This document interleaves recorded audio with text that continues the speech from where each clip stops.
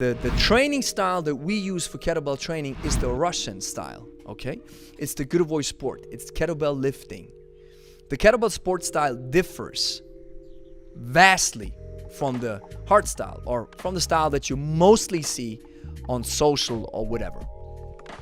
So it's not leaning back. It's not about leaning back. And I'm going to show you this. This is a rack rest position, guys.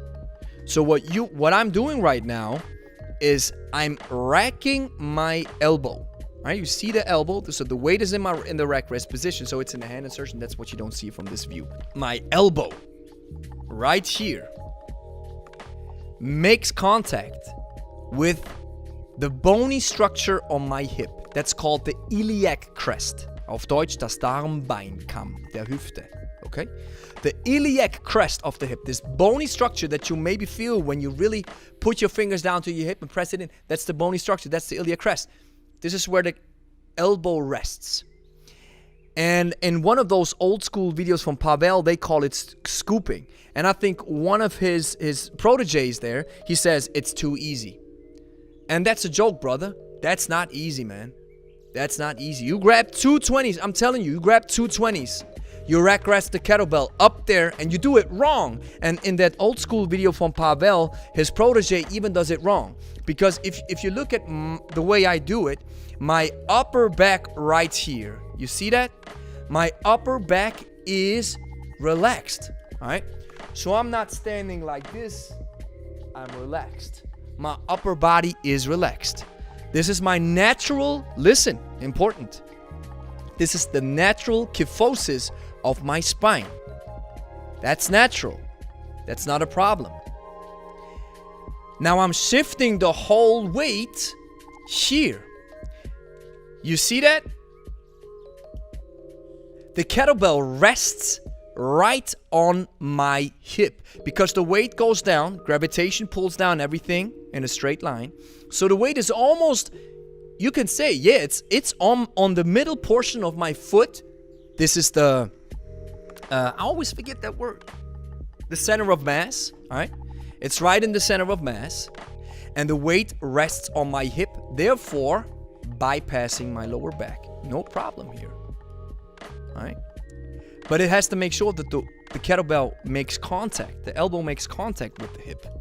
And what is also important is to straighten your legs. That's the reason why when I'm jerking, doesn't matter if I use one or two kettlebells. You know where I get tired? Here. My quads are burning because I'm using muscles to really to push my pelvis, tilt my pelvis forward and really straighten. I have to really straighten my legs because if I start bending the knees, then I'm leaning forward and then the kettlebell goes down. Maybe the weight's more up and the kettlebell goes down here behind my knee. And this can be tricky for the lower back. Always make sure that when you rack rest the kettlebell that the weight pulls down in front of your knee. This bypasses the lower back. But when you get tired, you start bending the knees in the rack rest position, and that can be tricky. And I did this in all the videos because I didn't know better. So it's not leaning back, it's rack resting the kettlebell. So you can breathe. And we talked about this aspect of kettlebell training, right? The ballistic element. You rack the kettlebell like this, you can work for a very long time. And now, one very more important thing, when we even go further, we brush on it on the surface.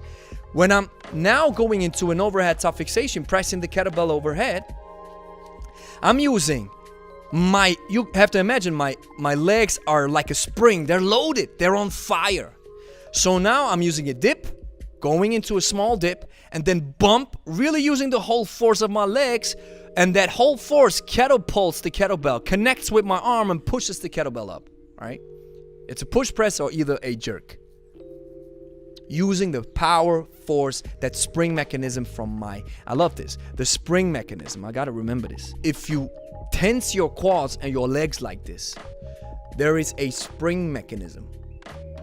Because tensing your muscles and then releasing that energy, boom. It's elastic energy that happens It could also be a little bit of a stretch reflex from the quads. Yes, there could be a small stretch reflex from the quads, but it's the spring mechanism loading the glutes, loading your legs, and then boom, catapulting the kettlebell into the overhead top fixation. That's the reason why I'm able to press a 32 kilogram. I can't press it strictly. 28 is the limit. No strict press with the 32. Maybe if I'm really, really warmed up and haven't done any work before, maybe I'm able to do 1 or 2 reps. But with the power of my legs, I'm able to transport the weight up. And I went nuts yesterday. I went nuts with the snatch.